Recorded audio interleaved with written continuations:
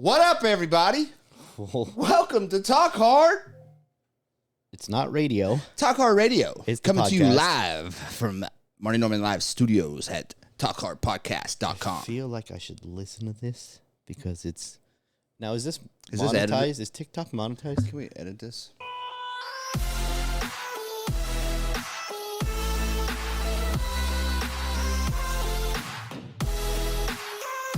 If you know someone who uses the phrase, "it is what it is," they are dangerous because they no longer allow things that are outside of their control to affect them. They have mastered the art of acceptance.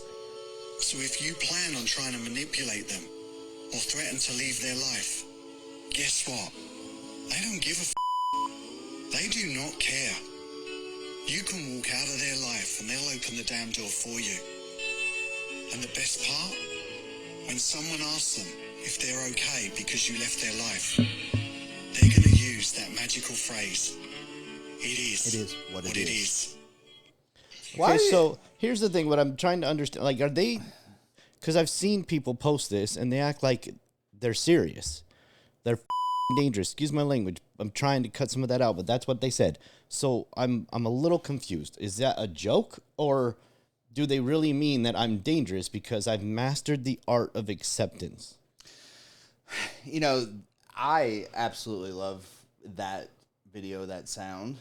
Like, I think it's spot on because, and acceptance, in recovery, we got page 417, which is acceptance is the answer to all of my problems today, right? Okay. And if everyone, like, it's not about, like, there's a difference between acceptance, like, okay, you're tired, you're driving down the road, you get a flat tire. You don't just sit in your car and say, well, I accepted I got a flat tire. No, you accepted it. Okay, I got a flat tire. Now what do I got to do? I got to change that son of a bitch, right? Right. So, I don't know. You've been seeing memes and stuff, I guess? People... Yeah, I've been seeing people that I don't know if they're taking it the wrong way or if I'm taking it the wrong way. That part doesn't really matter. What I'm seeing is people take that seriously, as in those people are dangerous. Like they're because emotionless. They have mastered the art of acceptance, and they would care less if you walked out of their life. If you need to walk out of my life, you're right. I don't care. Amen. Because there is no reason for me to care because I have done nothing wrong for you to walk out in my perspective. Now, if I'm abusing you or I'm treating you like trash or I'm using you or all these things and then I'm just like, it is what it is, well, that's a different scenario. Well, there's perspective to it. I understand that, but they're just labeling that is how I took it on anybody that uses the phrase, and I don't think it's a bad phrase because I use it because it is what it is. I've accepted it. That doesn't mean I'm going to do nothing about it. I'm just not going to stress about it because it is beyond my control. All I can control is my response to it and the emotions I attach to it. So it is what it is. I'm now going to move on however I need to, even with the flat tire. I got a flat tire. I can freak out. Well, that's the thing right there. Like, that's what acceptance means. Because normally, in my past life, in my addiction, and anybody who I was before 5, 6, 7 years ago, like, I'm kicking the tire, I'm punching the windshield, I'm yelling at who's ever in the car, I'm mad, right? That's the form of acceptance that wasn't there. Like, if I accept it, like, that's what I do now. Like, I get a flat tire. I haven't had a flat tire in years. But if I get a flat tire, guess what? Like, oh, shit. All right, let's get on. Let's move this. Let's get, course of action do I have to take to change it? Right. You know? Like I was driving through a bed of nails, and now I'm mad about it. I mean, that's a horrible, that's a great metaphor, like how we should accept everything in our life. Anything that's out of my control, like you just said. Things are out of my control. I can't control what you do. I can't control what you do. I can't control how you think. I can't control what you say about me. But the only thing I can control is how I react to it. And that how I react to it is a direct response to my acceptance of it. Like, I have a responsibility. If you're out there talking shit about me or, you're doing me wrong in some way, guess what? I accept it, but I also am going to cut you out of my life. But you're not going to be in my circle. How I'm taking this, because they say that person is dangerous. I don't think dangerous as of anything good. I cannot attach danger to many good things in my life. Well, I think it's dangerous, and this is my take on it. Okay. It's dangerous to all these damn sick people out here who need to leech on to somebody who's sick too. But then It's to them, dangerous it to isn't. them. That's not it. Then they haven't accepted it. So it's not. It is what it is. Clearly, they have not accepted what it is. People that can't accept things as they are and try to change the things that they can change, and the knowledge and know the difference that they can or can't change something, those sick people, you're dangerous to them because you'll cut them off quicker than shit. So that's what I'm trying to understand with this. It goes beyond TikTok, and Yeah, I use TikTok. I got no problem with TikTok. TikTok, don't come after me. I don't know who actually owns you, but it's when I see that, and the beginning of it starts with "you're dangerous." Now I know dangerous people. I've had a few of them in my day. I've been associates of some fairly unnamed and will remain unnamed dangerous people. People that have nothing to lose. That's a different story. To them, it's not. It is what it is. To them, it is. It is what I'm going to get rid of. It is what I'm gonna make it. Yeah, that's a different scenario. So that's what throws me off with this video. It's not that it is what it is, because that is. And when they say that, like, you can't manipulate them. You can't. They're not going to care if you walk out of their life. What makes me dangerous because of that? You're just dangerous to the sick people. You know, because I think that message, the way I took that message, is a message to those sick majority of people in America. So who are sick. hypersensitive people are sick? There you go. Whoa. He got me. You said it. He got me. Here, okay, listen. On blast. I have empathy for your feelings, but they are yours. Right? So in that moment, like, God forbid somebody in your family die. I'm sorry. Like, I'm sorry for what you're going through, but don't act like you're the only one that has ever lost a loved one. This is part of life. It hurts. Embrace it. Feel those emotions. Let them pass, and let's keep going, because you don't have another choice. Really, you have to move on some level, right? So many people don't, though, and I think that's the problem. So many people love to stay in that, and why does people stay in? Why do people stay in that type of sickness or feeling pain or just mediocrity or anything? Why do people stay in that? Fear is a good one. I want to say because it's easy. I want to say it's a comfort zone for a lot of people. I struggle. That is the hardest place for me to live. Right. And so I many struggle people with you saying because it's easy, because I'm like, being depressed is not easy. Being sad sucks. Getting out of depression is hard mother effing work. Oh, no, don't get me wrong. You know what I mean? Now, if you have a literal clinical problem in your brain, right, and you are actually depressed, that is a whole nother battle we're talking about. I'm talking about being sad. I'm talking about being in pain. Some chick or dude broke your heart. Boo, right. Effing who? Right. Get over it. Well, and that's the thing, is people love to live in that. And I was this person too. I like with addiction. Okay. So I look back on early recovery as it was hard as anything I've ever done. It was the hardest thing I've ever did. It was trying to get sober, trying to maintain a life, trying to stay sober. It was the hardest thing I ever did. But now, being over 7 years in recovery, I look back on that, and I look back on even further. It's like, it was 10 times, 100 times harder staying in addiction. Absolutely. But at the time, it was my norm. Well, we make the abnormal normal. That's what the book says. That's what we do. And I believe that goes... I've come up with a new philosophy, and for those of you that are like dealing with addiction right now, don't attack me. Oh, here we go. Please. But I believe on some level there are way more addicts out there than we even understand, because I believe 99% of people have some addiction problem. I think, right, especially with the phones.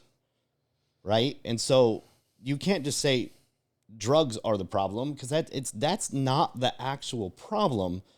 That's just the one that'll kill you the fastest next to alcohol. If not, alcohol does it faster. I don't know the exact percentages, so I don't want to quote anything. I just know what I've seen currently is more drug addicts dying. It's really hard to accidentally overdose on alcohol. You got to get pretty hardcore with it. And if you can stay awake. and keep drinking, then there's a better chance. Otherwise, it's a long, slow, and I'm not disrespecting alcoholics. That is a very hard thing to watch. It's a very hard thing to quit, too, because alcohol is so readily available, and not saying that heroin isn't, but alcohol is everywhere, right? And it's one of those things that don't kill you. If you drink a pint of Seagram 7, right, it's not going to kill you. Well, it's more right? socially acceptable. And it's more socially acceptable. But you know that drinking a pint of Seagram 7 ain't going to kill you, right? Today. So, but in the same reflect, like, you don't know, and you're thinking in your head, like, I could do a shot right now, especially in today's world, and I'm going to die. That's not usually what's playing in our head. But the severity of it is, I'm going to do a shot and die, or I'm going to drink a half of it, So that's the hard part about not drinking. It is socially acceptable. Almost everybody drinks, and they do it. A lot of people are able to pull it off socially and pull it off, not in an alcoholism type of manner, right? So it's hard. I think alcohol is one of the harder things to quit. For me, like right now, I'm a heroin addict. I'm a meth addict. I'm an alcoholic. I quit heroin and meth because I seen the repercussions of that very quickly. Right? So I know if I do what one shot of meth will do to me in an instant. I know exactly what it'll do to me in an instant, what it'll do to me in 24 hours, what it'll do to me in a week. I know that I will lose everything. But I glorify alcohol, and I still think about alcohol once in a while, because the effects of that, the bottom of that is a lot longer off. So that's why it's so hard. One shot could possibly kill me nowadays with all the fentanyl and carfentanil and everything. So it's easier to steer left and be like, no. I know what that's going to do. Right. But Which alcohol, and I still had fun on alcohol. That's the problem, too. The point of bringing any of this up is, I don't want to excuse how dangerous it is to be codependent and addicted to someone else. I don't want to excuse how dangerous it is to be addicted to attention and what people put themselves out there, like these 12-year-olds that are so addicted to this attention they're getting on TikTok. Not even 12-year-old, 39-year-olds, What I'm saying, it's dangerous no matter what. But let's talk about children for a second that have access to sick people that will kidnap you, traffic you, do things to you, that all because you were just addicted to some attention and you didn't realize. I mean, I've had a recent family member that was telling me they're getting sent Venmo'd money, and I'm like, stop. I don't think you understand how easy it is to Venmo someone, and then now I'm going to challenge the charges, and I'm going to go through this legal battle. I'm going to get access to your information, and I'm going to come get you.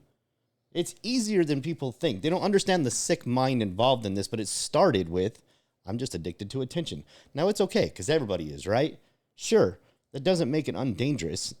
I'm a codependent person. There's so many other levels to addiction that are so dangerous, and all we ever focus on are the drugs and alcohol, and they are. I'm not excusing them. I went through them. I spent 10 years addicted to pain pills, heroin, meth, you name it. I went up and down the road. We've talked about this, but addiction goes deeper than that. And I want to talk about, and I've been challenging a lot of people on my Facebook and Instagram. I want to talk about this phone addiction. Like, this is ingrained so deep in me. So we hope you're all listening to this on like a normal TV or not your phone. Put down your phone after the show and put it away. But that's what I mean. And like, just hide it for a week. This is no longer a phone. It's a life source. On my bank account? Everything, yeah. My business information, name it. It's a computer and life source, including if I take too hard of an impact, it'll call the police for me. Yeah. It has become an attachment. And it's hard to not be addicted to that when it is your life force on so many levels. Well, okay, so there's a line. There's a line to having your bank on here, to having text messages. There is a line to having all your information that you need to do this, and this. You got things downloaded. You got this and this. You're using this app for this, flights, whatever. There's okay, I'm going to take that a step back then. I'm going to take that a step back and say social media. I'm going to say social media, the addiction to social media. I mean, it was geniusly ingrained in us, and it's like I'm gonna tell you about what I've been doing. So I've said this a few times, and I've been doing it, right? So I'm on day 13 or whatever of my new morning routine. And my new morning routine consists of very first thing on top on the list is don't touch my effing phone, right? That's the Now, I'm going to play devil's advocate because I know what people are saying, but this is my alarm. So how do I not touch it? You push stop and you don't pick it up. You know, that's what I do. Right. No, I get it, but I Push know what stop people and you do. don't pick it up. They push stop and then they open their screen and then Don't they open the see a screen. bunch of stuff. Well, here's the problem with it for me, man. Like I use it for my alarm too. I push to stop, and then immediately you see all these things on the home screen. My morning routine, which is, I'm telling you, sometimes unbearably hard not to reach over and grab that phone and pick it up. And I'm not talking just pick it up and look at, I'm talking pick it up and go on social media and check out my post, look at my post, go on TikTok, see how something was doing. That's so hard. And anybody with any less willpower than me is not going to be able to pull this off. That's what I'm noticing right now. Like I've become addicted to that. And I hate it, and then which is why I started a new morning routine to change it. Like I don't touch that phone. Sometimes an hour, sometimes an hour and a half. Sometimes, you know what I mean. I might on the way to the gym in the morning, which is part of my morning routine. I'll play a YouTube video, a motivational video, but I'm not scrolling nothing. You know. So is this what is making... Now, again, I found this on my phone, so it is what it is. It is what it is. Accept it. But, I mean, I want to move on to our second topic here in a second. I still like, I just if you are taking this as, if you say it is what it is, you are not dangerous on any level. If you are using it as a form of, you need to accept the things that you can control, which is only, and I mean only, what happens in here and what happens in here. And I can tell you right now what happens here first, because this is what tells this, meaning your head to your heart, for those that are listening. That's how it works. You have all of these different parts of your brain that activate certain things, and they tell your brain what to do, which, again, technically, if you want to really break down the neuroscience of what you eat, affects it also first, because it sends signals to the brain. But that's just an energy source at some point. So accepting what you cannot. It is what it is, and you're not dangerous because of it. So if you're taking it that way, I encourage you to understand that those that think you're dangerous only feel that way because they're sensitive and they don't have the ability to move on from anything in their life. They allow everything outside of them to control what's going on inside of them, and they want to put the blame and that's codependency on everything else. That's codependency. I want to say this. Be dangerous. Be dangerous to anybody who's in your circle, in your friends, trying to see you, whatever. Be dangerous. If you're going to be somebody, look, you're in control of your life, period. You're in control. When you allow other people to start controlling your life because of their feelings, their emotions, their insecurities, their fears, their whatever, then we're talking about this self-love all the time. Well, at self-love. that point, we're talking about semantics. We're just literally just calling it something to call it something, because you're not actually dangerous, is what I mean. I know, I get it. You're not going to actually hurt someone. Stand on something. Stand on something like that. If you're going to do that, then it is what it is. If that's what you want to do, it is what it is. Like, I'm not here to stop you. I'm not here to control you. I'm here to control me. And controlling me is me accepting that, because that's what you want to do. So I'll be dangerous. You can do. Right. I'm just I'm really focusing a lot on trying to steer away from anything that's attached to something negative in the form of an explanation. So when I hear the word, you tell me I'm dangerous, like people have in my past, because in that moment, I actually was, because my actions had serious consequences for people. And Meaning, for yourself, probably. if you crossed my path, there was a chance you were going to physically get hurt on some level from something I was involved in. Yeah. That is different. I get If you. you want to embrace that they are calling you dangerous, then Be dangerous. I love it. I'm cool with that because who cares? Again, now we're on semantics of you can call me that because you're so sensitive that is dangerous to you. There you go. That's not my problem. There it is. There it is right there. I'm not dangerous to me or my loved ones because my loved ones understand where I stand and we stand together in this because we don't dwell on things. We deal with things. There you go. Problems only exist because you're making progression. That is the only way a problem can exist. You have to get to it first. So if you're experiencing problems, it's because you're moving forward somewhere, and that problem is sending resistance your way. But you have to get to the problem first. Nobody wants to do that. Nobody wants to Or do they that. get to the problem, It's a and good then they don't want to deal with it, right? That then just becomes And their then they stop retreat. block. And now we're moving backwards. Yeah. Which is what we talked about several times. You know, we talked about mediocrity. Like you and I both, we're not cool with mediocrity. We're not cool with just existing. Like that's my thing. Is like I am definitely not cool with just existing. I am not cool with a 9 to 5. I am not. You know what I mean? I have to do more. I want to do more. I get one life, bro. I get one life, and I done wasted damn near 35 years of it to doing nothing and living in the comfort zones of a trap house. And that sounds crazy, but it was. That was comfortable to me. Like doing nothing with my day, my life, my existence, right? So we in any life, in anything if all these people that I talk to and that I run into a lot of addicts, talk to a lot of parents and whatnot, everybody, you know, people just get comfortable doing nothing because that's one of those paths of least resistance. When it comes, success is hard. Success requires getting out of comfort zone. Success requires pushing through the fears and the I'm not good enough. And some, you know, it requires you to grind. But the problem The is 9 people, to 5 shit? people hear that word and they instantly attach a dollar symbol to it. No, please don't. Please, that's not all what I'm talking about. I'm telling you right now, if I walk down the street on any given moment and I said, what is success to you? Money would have something to do with it. I guarantee it. Well, I mean, we can't be naive to the fact that, you know, they say money can't buy happiness. No, it can't, but it can buy me a boat.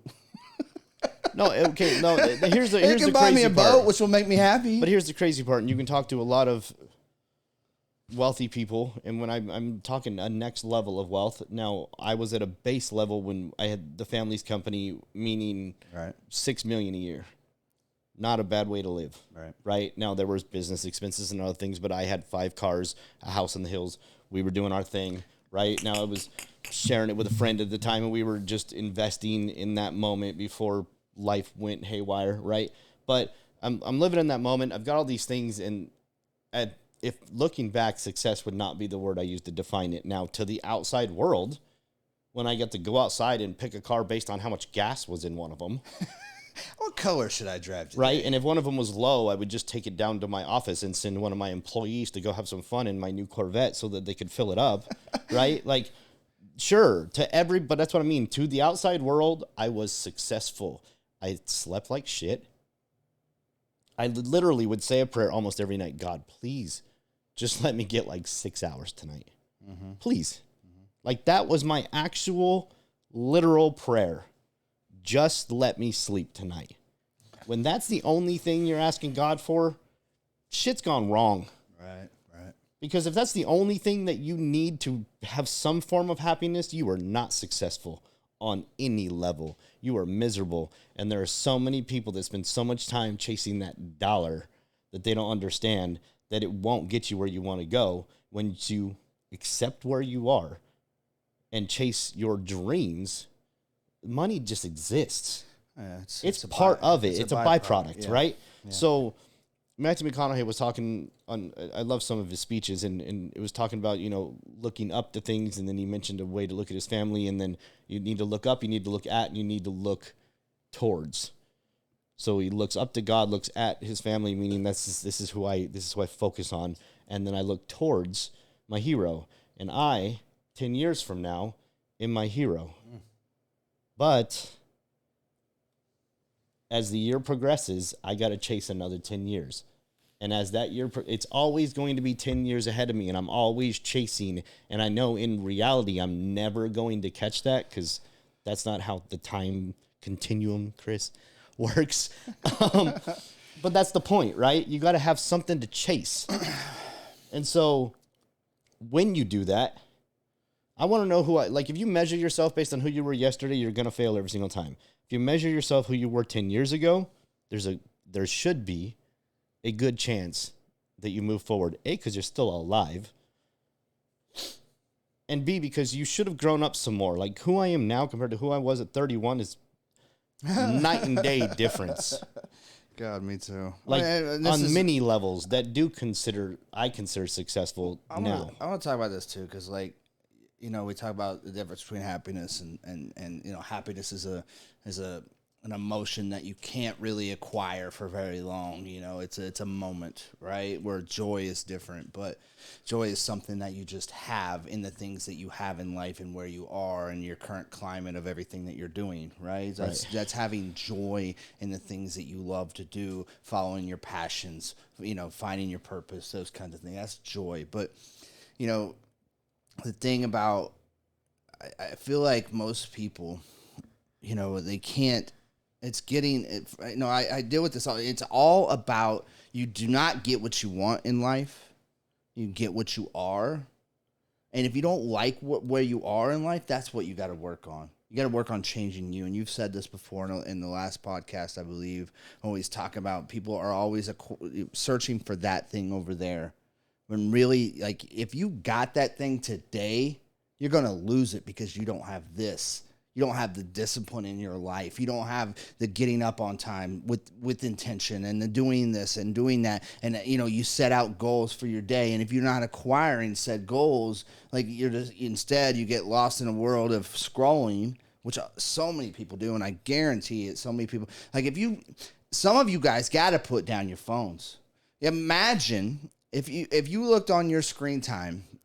I challenge you all to look on your screen time and see what you spend on your screen daily. And imagine if you put those hours, because I'm guaranteed you some of them are hours. Imagine if you put that into chasing your goals. Imagine if you put that into making a plan and executing said plan every single day, where you would be.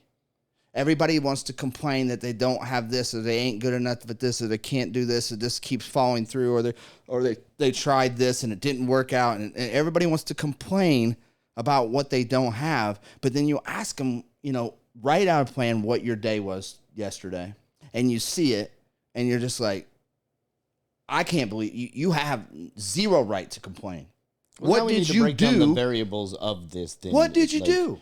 If you're on this doing research, watching scrolling, YouTube. Yeah. So screen time is hard to measure unless you dig in. And I'm all, you talk to the new business I'm at now. I am all about data.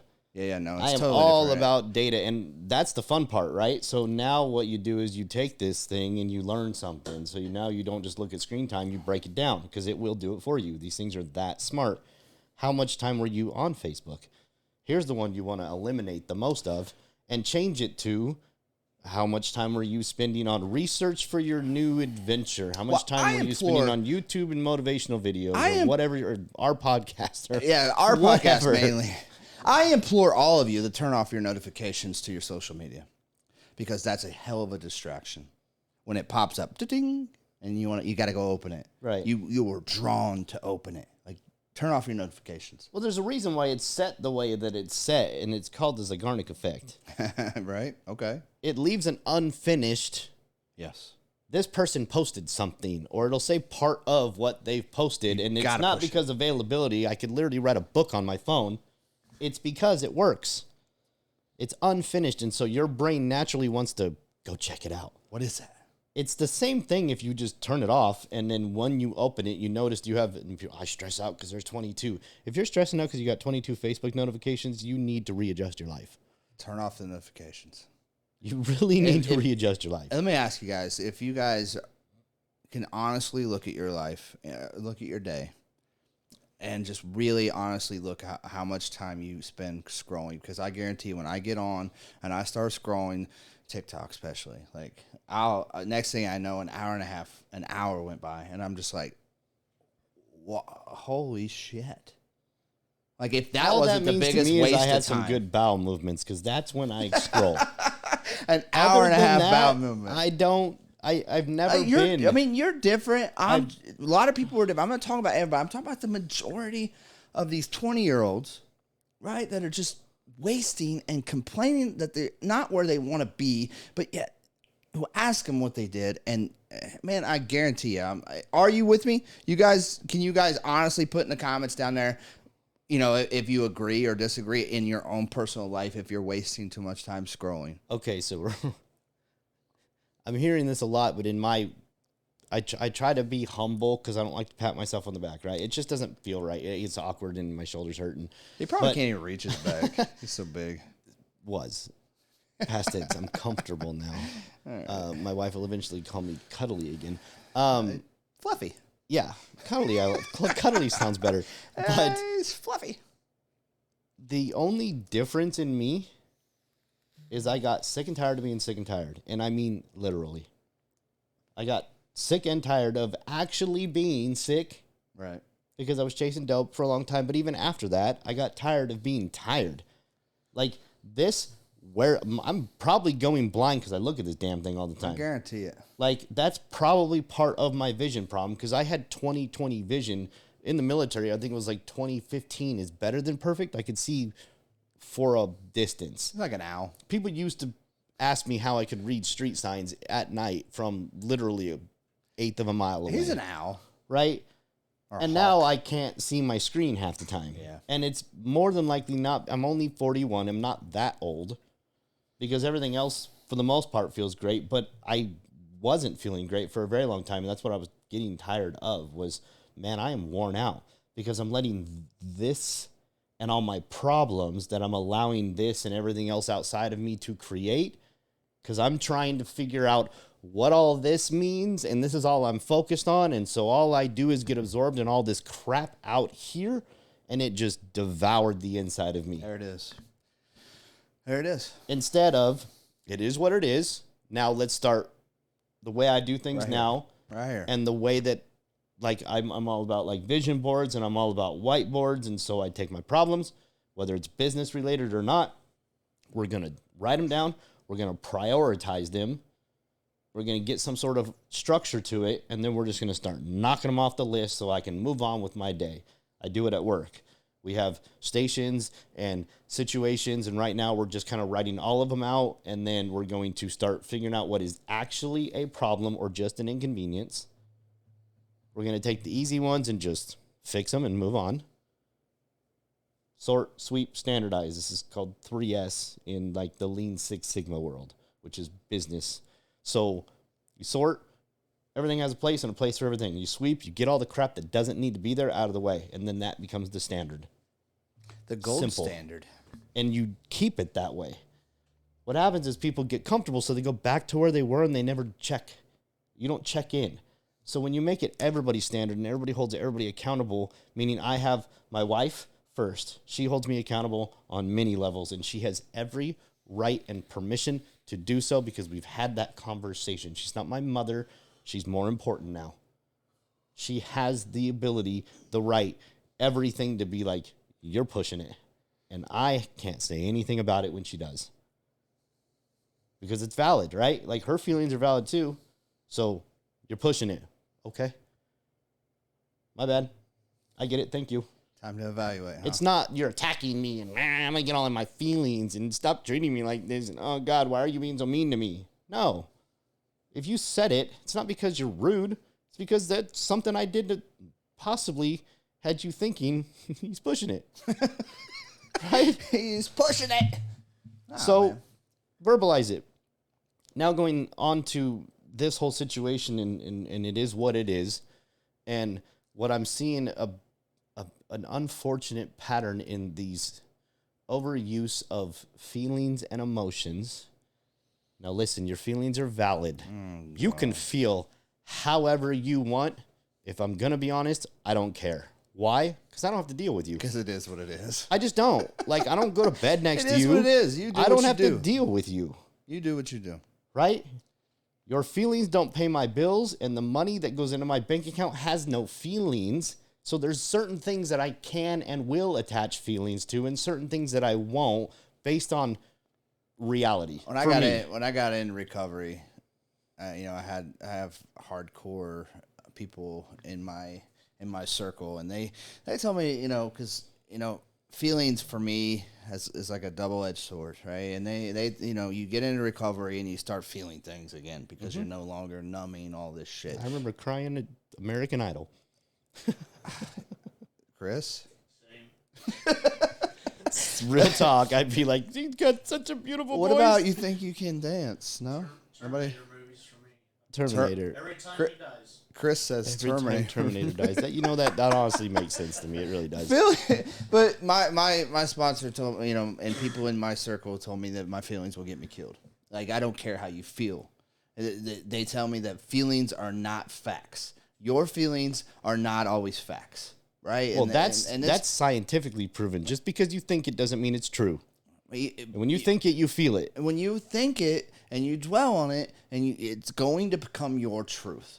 So the question I pose to you is, like, what do you want to feel so that you can think and so that it will become your truth? Do you want to live with a chip on your shoulder? Do you want to live in this sensitive world where everything makes you sad or pisses you off or makes you irritable, restless, discontent? Do you want to live in that? I mean, ask yourself, do I want to be that person? No. If your feelings become your thoughts and your thoughts become your way of life and becomes your new norm, what do you want? Do you want to be it is what it is?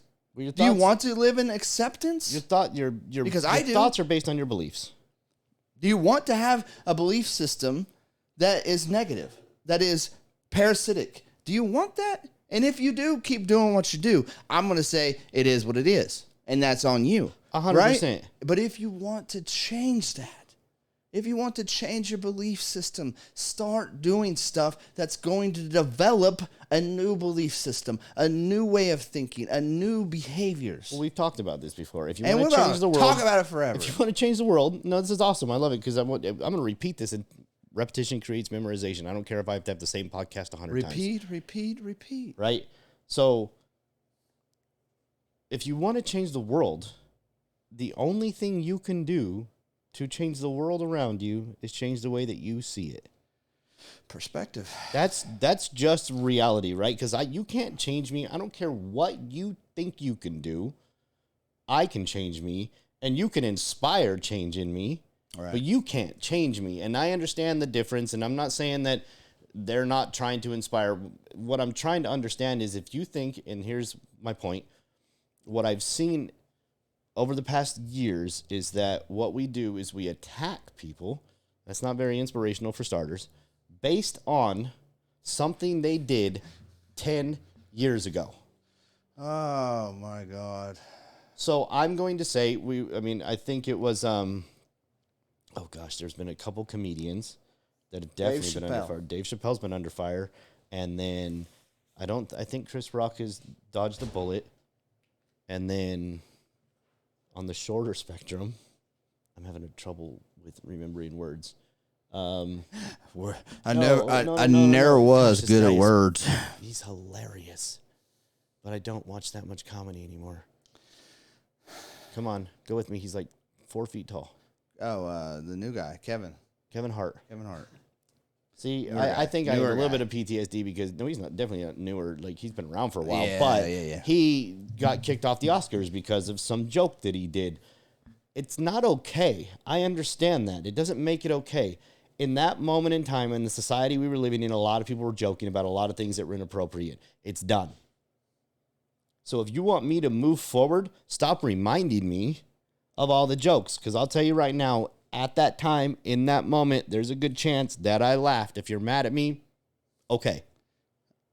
Because nothing then was telling me when that joke was presented to me by somebody that it was wrong. I chuckled. It wasn't because I think something differently of a race or a culture or a person or a thing or whatever they were joking about. It's because it was funny. I love comedians, like, I've went to a couple comedy shows lately, and like I laugh my ass off when they start making fun of white people. Like, I don't, it's funny. Right. It's funny. I don't know, man. I live in Rule 62. Like, Rule 62 is don't take yourself so damn seriously. And you may ask me, Marty, what are the other rules? Well, there aren't any other rules. Don't take yourself so damn seriously. And things are funny, they're funny, regardless if it's inappropriate. Regardless, no, I don't care. I mean, I understand. Today it's not funny, and today I it's know not it's funny to not. me either, right? Like, Well, today it's not, I'm gonna because be there's honest. a different view on the way that society is being placed, and I understand the systemic racism and the systemic issues and the way things were built. I get it. I'm gonna be honest with you. I have no idea what they're in what they're under fire for. That's how unconnected I am. So, But what I'm understand saying it's is probably like something it's that's not even the point. The point is, if you want to move forward, we can't change what has happened. yeah. What has happened, and if you want to change, don't remind me of it, because now that's all I'm going to focus on. On top of it, it's because you're attacking someone. When you go after someone that I believe at that moment in time was not being malicious, Yeah. they made a mistake. It's already done. Yeah. They're not continuing to do it. Yeah. That's different. That's arrogance. Now we're talking about a whole different problem. We're talking about what society was allowing people to joke at in that time, and it is clearly not okay. Today, we've already set that standard. Move on. I don't need a reminder of it all the time, because it's continuing to happen. I guarantee if I dug through the past of all these people that are going after people, I'd find some skeletons in your closet too. Guarantee it. Guarantee it. None of us are perfect. And like- most of them are like, no, probably not. Okay. I mean, so we can play much- that game, but I don't see the point. So much, me being in addiction for 20 years. Like, I've had people throw up my past so many times, and there's nothing I can do about it. There's nothing I can do to change it. There's no, and there's a lot of different scenarios where, if I had the power, if I had this magical power, I would change it. There's things I would change. There's things I wouldn't have said. There's things I would do, but I can't. I can't dwell in that. And, it sucks that other people do. It sucks that other people just want to find something on somebody, some sort of dirt, right? That somebody has said 10 years ago, and want to expose that and throw dirt on their name and throw, it sucks that we talk about today's society. It sucks that that's the society we live in, that people are like that. Like, what are you doing with your life where you have to do that, or you feel the need to do that? Like all these people, like, again, you are in control of your life. What do you want that to be? Do you want it to be that I'm the person who's always doing that and always in the drama and always trying to talk about somebody and always putting somebody down? Or do you want to be like, hey, I'm not great myself, so I need to work on me. I need to work on me. Do I want this, and this in my life? Well, if I do, I can't partake in all this other horse shit. Well, part of me feels like the people that are stirring the pot are stirring the pot on purpose. Of course. They don't want us to move forward, because They talk about progression. actual progression can only exist. Someone once said to me one time, stop looking back and stop looking down. And I was like, yeah, I know, because there's a whole entire world to see. And no, it's because there's a whole entire world that needs to see you. Has nothing to do with, you're going to see it. That's part of it. They need to see you too, right? So you can't look back and you can't look down. Now, if you try moving forward, turned around the entire time, what do you think is going to happen? You're going to trip on something. We've seen all the videos. You're going to hit a street sign, or you're going to do something silly, because that's not the way you progress. You can't do it in a car. You can't do it walking. You can't. It's just not possible. So if you want to move forward, awesome. Then let's move forward. But we're giving them power. So I implore all the people that are seeing this, and I know you're going to be like, well, Brian, you're the one that brought it up. Right. I'm bringing it up to make a point. I don't get involved in it. I don't get involved in it. I'm aware that it exists, and I'm encouraging other people to not get so involved. We need to understand the situation. Now, I wasn't a fan of, what was going on with Best Buy, and I believe it was Levi's at the time. I think I'm wearing them now because I really don't care that much. And then now Carhartt's under attack for something different, and I'm wearing a Carhartt because I don't care. It's not my problem. Are you sure you don't want to burn your hat Like, I don't care. $30 hat.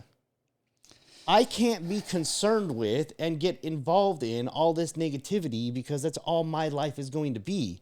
And I think that the media and other people understand that. Guarantee it. Because a negative emotional attractor is way more powerful than a positive one. People focus on the negative. So it's easy to do. It's easy to get advertising dollars from because people are naturally attracted to it. It's a money grab, in my opinion. I know you're going to click on it because it's a money grab, because I guarantee you the majority of people that are doing all of the positive things have a lower click-through rate because people know that stuff, or they think they do. They understand it, and there's a big difference. We've talked about that. But you don't know how to be happy. Well, it's just...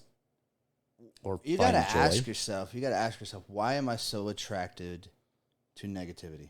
Why am I so prone to the negatives? Why am I so, like, I'm the same way. Like, I could get all these comments saying, you know, I love you, I love what you're doing, Marty, you did this, and you changed my life back in 2000, you know, whatever, and you posted this video, and it really, from that moment, I could see all that, and I could get one negative comment where it will say, Marty, you're a fake, phony piece of shit, or something, like, you know, just whatever, something negative. Mm-hmm. And I will hyper focus on that, and I will have to go after him. And I'm like, you don't know, or you know, that's the battle in my head. Like, I want to, I gotta prove to this person that I'm not that person, right? You know, and you know, but in who I am, what I actually do, despite the battle in my head, is I give them a thumbs up, or I appreciate you, or I'm sorry you feel that way. You know, because I have nothing to prove. I don't want to be in that negative world. And 9 times out of 10, it's you know, you got somebody is in that negative. They are completely unhappy with their life.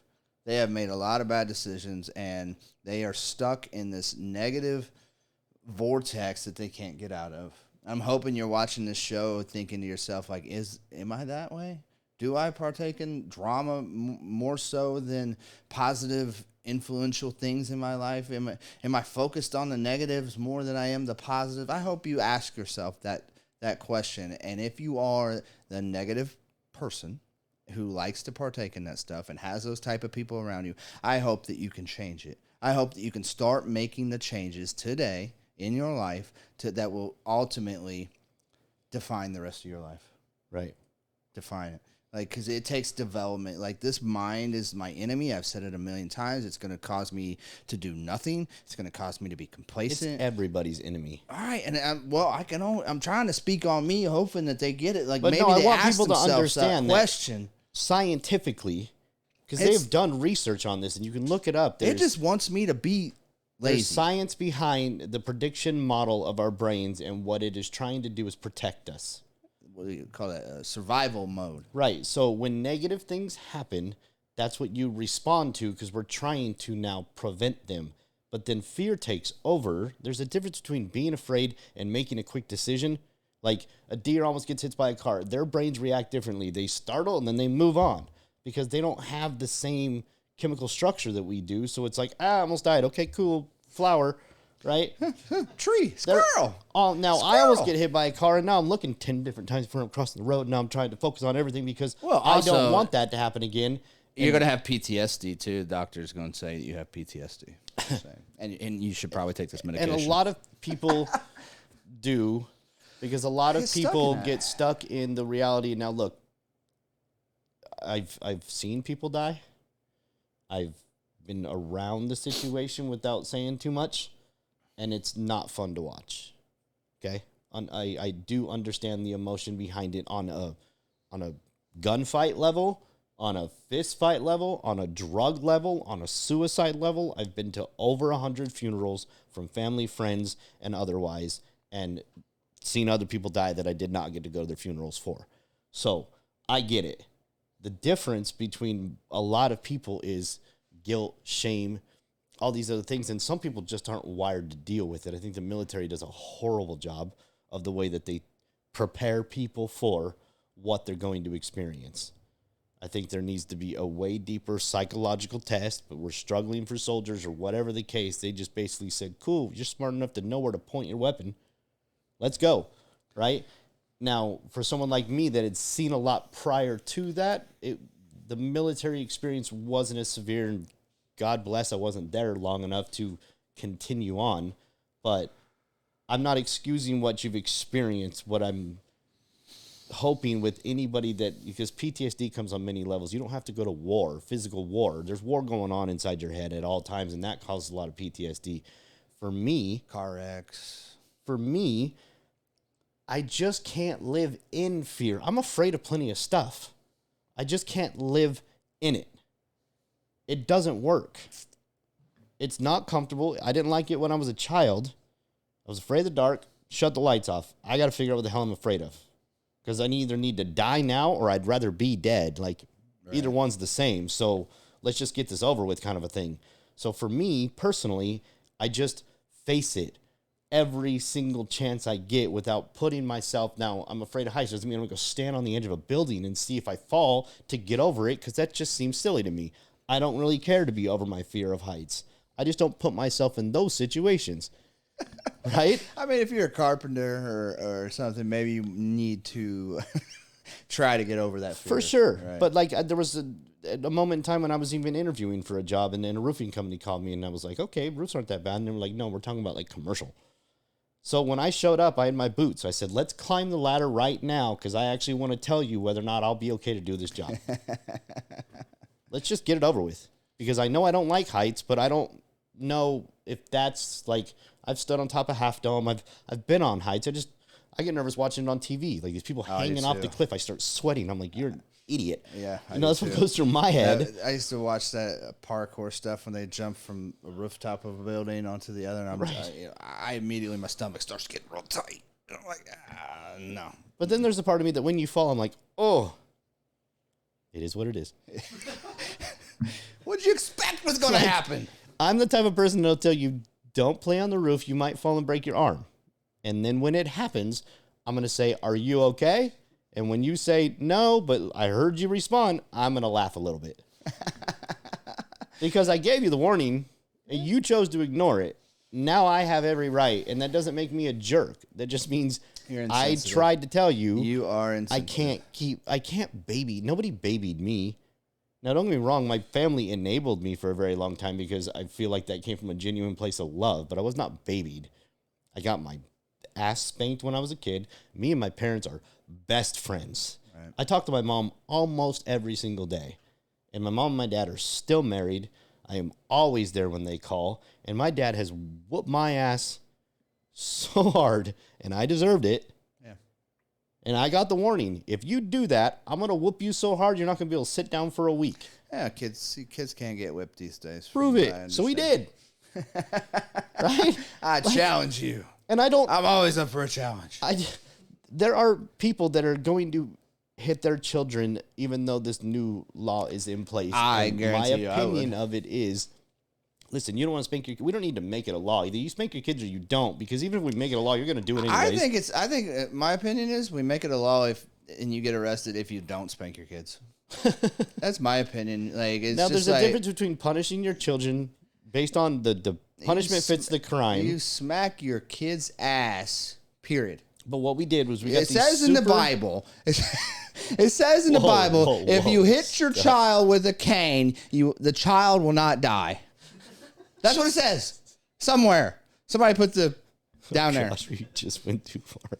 I'm just telling you what it says in the Bible.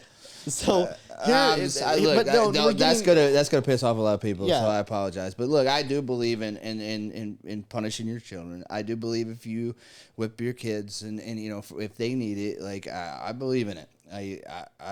I know now, and my kids are older, and I whipped them when they were young. And now I never had to again because, I don't know. There's a difference between spanking your child and beating your child's ass. Oh, come on. Definitely is. There is a difference. And that's the thing. And that is where the difference lies. I challenged my dad as a 7-year-old boy when he said, don't do that or else. And I was like, I wonder if he's telling the truth. I wonder if that. Like, part of me was genuinely curious. Right? Like, I'm calling bullshit. That was like when my mom said, don't touch that, it's hot. I was like, really? And then I had 3rd-degree burns on my hands. Well, you were right. That doesn't mean anything. I'm an addict and alcoholic, so I had to do it twice. I had to touch it twice. So Listen, you're allowed to be sensitive, okay? I'm sensitive too when it comes to, I'm very emotional, right? Like, I get sensitive. I get choked up when I talk about my wife. I don't like watching people cry. It makes me get teary-eyed, and I cry too. I got no problem with that. Like, I think that's I want to say that's a different level of sensitivity, though. Yes, it affects you at the moment. I'm empathetic. Okay, you're empathetic. I have empathy, and I feel what other people go through. I think it's just an energy self. Like, but I feel like so many people that I watch doing these that are hypersensitive and they're out there ranting on TikTok or Facebook or whatever. It's like they take that sensitivity of something that happened, and now it's their whole world. Like they have to start, you know what I mean? It engulfs them in everything they're talking about, everything they say. You see them, they're all emotional and they're crying and they're screaming, and it's just like, holy shit. Like, is it that deep? It's just I believe like they for say, them it is. I do genuinely believe for them it's that deep. And that's the thing. Is like, is that what you want in your life? Is that what you want your purpose to be? Whatever that situation is, to be that person who's out here doing that, talking about that, living in that chaos, that drama, in that world. Or, because I guarantee if you are that person, all the rest of your life is pretty messed up. You are not where you want to be in life. You are not, quote unquote, successful and happy in your life, because that shit won't bother you if you are. I mean, it might bother you for a second, right? But you're going to accept it. You're going to say it is what it is, and you're going to move on, and you're going to make some changes, right? Well, I've tested this theory before. It's not my proudest moment, but I'm going to go ahead and share it before somebody else finds out about it on the internet somewhere. And I doubt it's actually up there. Boy. Maybe someone will see this and be like, you remember that one time? Because I really don't know this person. But there was a moment when, years back, early in recovery, when someone was job japping, right? And what went through my head was, and so I shared it with this individual. Have you ever been punched in the face for talking too much? Because in that moment, I felt like you've never been hit in the face because you're talking way out of pocket. And when I was growing up, if you talked out of pocket, you got hit. Mm. And I'm friends with some of the people that hit me because I deserved it. Mm-hmm. I didn't have the ability to be hypersensitive, right? Now, if you were to if cancel culture, stay away from my dad because you'd probably end his world, right? Don't worry, he's gone through enough, right? But that's what I'm saying, like, that's what I went through. And my dad, when I first got my butt kicked the first time, was like, we're going to go fix this. And it's not he's going to kick anybody's butt. I was getting bullied by some kids. I called my dad. My dad said, come down here. I walked down to the house because I was at a friend's house. And he said, there was 3 of them. He was like, who has a problem with my son? I did the same. The dude raised his hand. And my dad said, you and you go on my lawn so my insurance will cover what happens. And let's figure this out. That changed that kid's perspective. But anyways, going back to the point. I want to say I went through the same thing. I shared this as a kid. Listen, I could tell by the way this dude was jaw japping at me that he had never been hit in the face. You was obligated to do so is what I'm getting. I said, have you ever been hit in the face for talking too much? And he said, you want me to call the cops? I said, do I look like the type of person that's scared of going to prison? And that changed everything for him right there. Now everything is shifted because now he's got nothing left. And then the whole entire situation became more calm, which is very unfortunate. Because the reality of it is he probably never been spanked because he couldn't be. And he probably never got punched in the face because we're so hypersensitive. Look, get hit in the face. You'll be all right. I implore you all to go out and get punched in the face. The reality is the world is going to punch you in the face sometime. Yes, absolutely. Metaphorically, but it's going to hurt Sometimes worse. Physically. It's going to hurt worse than getting actually punched in the face. I'll guarantee you that much. Because when you think you're safe and stable because you went to college and everything was fine, and then somebody buys your company and says, guess what? We don't really need you anymore. All I wanted was a name. Get out. That's a punch in the face. That's a punch in a lot more than the face. That's a punch in the face, the gut, the wallet, the home life, you name it, your new Mercedes that you went to college for. In the groin. Everything is going to, that's a whole kick to your world, right? Now for me, because I've been punched in the face plenty of times, and I deserved it every single time, when things were happening in my life and the world punched me in the face, wasn't that bad. Yeah. I've been homeless. I've slept in cars. I've had to shift jobs. I've lost things. I've had girls do messed up things to me. I've gone through divorce. Like I've been through it all. And my response to that now is it is what it is. Because I accept my place in it. I'm not saying I'm irresponsible to it. Like I have a place in it. My place is to accept it, do what I can if it's a relationship to repair it, if I feel it's worth repairing, and then move forward. Move forward. I ain't got nothing else to do. Guys, if you can take anything from this show, Let's stop being so hypersensitive about everything. Well, like I get it. Your feelings are valid. Go stand in the corner, cry about it for 10 minutes. Let's get on with the day. The most important part to this whole thing is accept it. And I'll bring you a tissue. Forward. Don't get me wrong. Like if I see you crying, I'm not just going to tell you to get over it. I'm sorry you're feeling this way right now. How do we move forward? Acceptance is key to my serenity. It's key to my every problem I may have in my life today. Acceptance. And if you can learn to take that on as a default mechanism, things don't work out for you. People hurt you.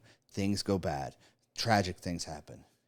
At the end of the day, you can't change those things. You have two choices. Move forward or retreat. That's all you get to choose. So either you get to accept it and move forward. Right. Or you get to not accept it and live in that shit. And dwell. Your choice. And it's not going to work.